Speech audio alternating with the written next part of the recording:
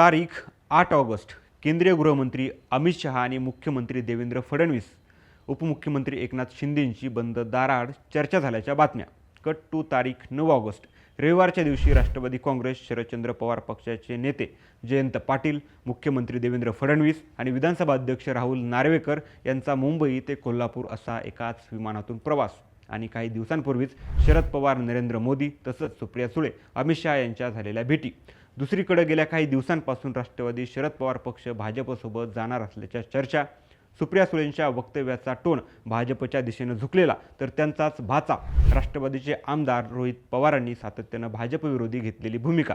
तसंच पक्षाच्या वरिष्ठ नेत्यांशी चर्चा न करता रोहित पवारांकडून घेतले जाणारे निर्णय, तसंच जयंत पाटील आणि रोहित पवारांमधलं कोडवार, या सगळ्या घडामोडींवरून आता राष्ट्रवादी काँग्रेस शरदचंद्र पवार पक्षातच रोहित पवार विरुद्ध त्यांचाच पक्ष म्हणजेच राष्ट्रवादी शरदचंद्र पवार पक्षातच संघर्ष अटळ असल्याचं दिसून येतंय. त्यामुळं रोहित पवार त्यांच्याच पक्षापासून दूर जात आहेत का?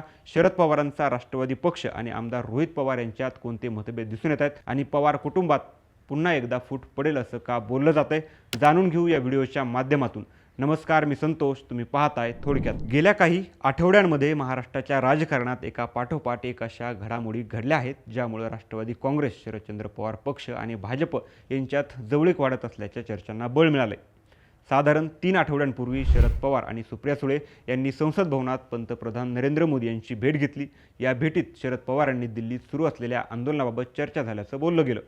या भेटीनंतर सुप्रिया सुळे यांनी 2 वेळा केंद्रीय गृहमंत्री अमित शहा यांची भेट घेतली आणि आता 8 आणि 9 ऑगस्ट रोजी घडलेल्या 2 घटनांनी या चर्चांना आणखी बळ दिलं. 8 ऑगस्टला मुंबईत अमित शहा आणि देवेंद्र फडणवीस यांच्यात बंद दाराआड बैठक झाल्याचं बोललं जाते आणि दुसऱ्याच दिवशी 9 ऑगस्टला जयंत पाटील, देवेंद्र फडणवीस आणि राहुल नार्वेकर यांनी मुंबई ते कोल्हापूर एकाच विमानानं प्रवास केला. पण या प्रवासाकडे राजकीय वर्तुळात केवळ योगायोग म्हणून पाहिलं जात नाहीये. याआधी जयंत पाटील यांनी फडणवीसांची भेट घेतल्यानंतर उपमुख्यमंत्री एकनाथ शिंदे यांच्या नंदनवन बंगल्यावर जाऊन त्यांच्याशी चर्चा केली होती. या बैठकीला पक्षाचे आमदार जितेंद्र आव्हाड हे देखील उपस्थित होते. आता या सगळ्या घडामोडींवरून राष्ट्रवादी काँग्रेस शरदचंद्र पवार पक्ष एनडीएच्या दिशेनं वाटचाल करीत असल्याचं बोललं जातंय. मात्र हे सगळे तर्कवितर्क सुरू असताना याच पक्षाचे कर्जत जामखेडचे आमदार रोहित पवार वेगळा सूर लावून आहेत. भाजपसोबत युतीची शक्यता त्यांनी वारंवार स्पष्टपणे फेटाळून लावले. मतदारसंघ पुनर्रचना विधेयक हे देशहिताचं नाही असं म्हणत त्यांनी या विधेयकावरून थेट केंद्र सरकारवर वारंवार टीका केली आहे. जर पक्षानं एनडीएसोबत जाण्याचा निर्णय घेतला तर मी वेगळा मार्ग निवडेन, पण भाजपसोबत जाणार नाही, अशी भूमिका रोहित पवारांनी माध्यमांशी बोलताना या अगोदरच घेतलेली आहे. यावरून राष्ट्रवादी शरदचंद्र पवार पक्षांतर्गत 2 मतप्रवाह असल्याचं स्पष्ट झालंय. पण रविवारी 9 ऑगस्ट रोजीच रोहित पवारांनी अजित पवारांच्या राष्ट्रवादी गटावरही निशाणा साधला. भाजपच्या विरोधात भूमिका घेण्याचं धाडस दाखवत असतील तर सत्तेतून बाहेर पडण्याचंही धाडस दाखवावं, असा टोला त्यांनी लगावला. यावरून पक्षांतर्गत आणि दोन्ही राष्ट्रवादी गटांमधले मतभेद अजूनही मिटले नसल्याचं दिसून येते. त्यामुळं दोन्ही राष्ट्रवादी एक झाल्यानंतरच एनडीएचा मार्ग मोकळा करू, या भाजपच्या अटीवर आता भाजपनंच पाणी सोडल्याचं दिसून येते. दिल्लीत संसदेचं अधिवेशन सुरू आहे.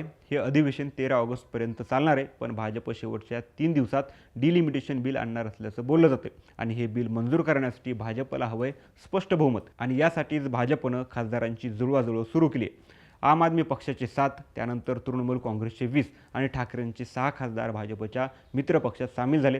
त्यामुळे एनडीएचं संसदेमधलं संख्याबळ वाढलंय. मात्र तरीही भाजप बहुमतापासून दूर आहे आणि त्यामुळंच आता विधेयकाला पाठिंबा मिळवण्यासाठी भाजपला राष्ट्रवादी काँग्रेस शरदचंद्र पवार पक्षाच्या 8 खासदारांचा पाठिंबा हवा आहे. आणि नेमक्या याच कारणामुळं जवळपास 3 आठवड्यांपूर्वी शरद पवार, नरेंद्र मोदी आणि सुळे, शहा यांच्यात भेट झाल्याचं बोललं जाते. राज्यात घडत असलेल्या राजकीय घडामोडींच्या केंद्रस्थानी मतदारसंघ पुनर्रचना विधेयक असल्याच्या चर्चा आहेत. लोकसभेत हे विधेयक मंजूर होण्यासाठी सरकारला पुरेसं संख्याबळ लागतं आणि यासाठी विरोधी बाकावरील पक्षांच्या पाठिंब्याची गरज भासू शकते. याच कारणामुळं राष्ट्रवादी शरदचंद्र पवार पक्षाच्या खासदारांची भूमिका महत्त्वाची ठरणार आहे. यासाठी राष्ट्रवादी काँग्रेस शरदचंद्र पवार पक्ष भाजपच्या बाजूने झुकल्याचं दिसून येते. पण याच पक्षातले आमदार रोहित पवार मात्र या विधेयकाबाबत पक्षाविरुद्ध भूमिका घेताना दिसून येत आहेत. रविवारी माध्यमांशी बोलताना राष्ट्रवादीचे प्रदेशाध्यक्ष शशिकांत शिंदे यांनी डिलिमिटेशनवर आमचा पक्ष चर्चा करायला तयार असल्याचं म्हणत पक्षाची भूमिका स्पष्ट केली. तर रोहित पवारांनी मात्र आमचे खासदार डिलिमिटेशनच्या विरुद्ध मतदान करतील असा आपल्याच पक्षाच्या विरोधात सूर आबळला. त्यामुळं राष्ट्रवादीतच आता 2 मतप्रवाह असल्याचं दिसून येतंय. तसंच पंढरपूरमध्ये रोहित पवारांनी केलेलं शेतकऱ्यांच्या कर्जमाफीचं आंदोलन, या आंदोलनाबाबत रोहित पवारांनी पक्षाच्या वरिष्ठांशी कुठलीही चर्चा केली नव्हती. पक्षाचे प्रदेशाध्यक्ष शशिकांत शिंदे आणि वरिष्ठ नेत्यांशी चर्चा न करताच आंदोलनाचा निर्णय घेतला. त्यानंतर संभाजीनगरमध्ये MPSCच्या विद्यार्थ्यांच्या आंदोलनामध्येही ते सहभागी झाले, पण याबाबतही पक्षाच्या भूमिकेचा त्यांनी विचार केला नसल्याचं बोललं जातं. त्यामुळं रोहित पवार पक्षापासून दूर जात असल्याचं दिसून येतंय. तसंच पक्षातील वरिष्ठ नेते जयंत पाटील आणि रोहित पवारांमध्ये मतभेद असल्याचं बोललं जातंय. त्यामुळं एकाच पक्षात 2 मतप्रवाह किती दिवस राहू शकतात हे पाहावं लागणार आहे. आता भाजप आणि राष्ट्रवादी काँग्रेसच्या नेत्यांमध्ये सुरू असलेल्या सलग भेटीगाठी, देवेंद्र फडणवीस, जयंत पाटील यांचा एकत्र प्रवास आणि सुप्रिया सुळे यांचा बदललेला सूर, या सगळ्या घडामोडींवरून राजकीय वर्तुळात उलटसुलट चर्चांना ऊत आलाय. दुसरीकडे रोहित पवारांसारख्या नेत्याची भाजपशी जुळवून न घेण्याची भूमिका, यामुळं जर पक्षाच्या नेतृत्वानं भाजपसोबत जायचा निर्णय घेतला तर शरद पवारांच्या राष्ट्रवादी पक्षातच फूट पडण्याची शक्यता नाकारता येत नाही. आणि असं झालं तर रोहित पवार विरुद्ध राष्ट्रवादी काँग्रेस, शरदचंद्र पवार पक्ष असा संघर्ष उभा राहू शकतो. एवढंच नाही तर पक्षाच्या नेत्या सुप्रिया सुळे आणि रोहित पवार यांच्यातील डिलिमिटेशनबाबतची आणि भाजपसोबत जाण्याची परस्पर विरोधी भूमिका, यामुळे दिवंगत नेते अजित पवारांनंतर पवार कुटुंबात पुन्हा एकदा फूट अटळ मानली जाते. तुम्हाला काय वाटतं? राष्ट्रवादी शरदचंद्र पवार पक्ष खरंच NDAच्या दिशेनं जातोय की हा केवळ राजकीय डावपेचांचा भाग आहे?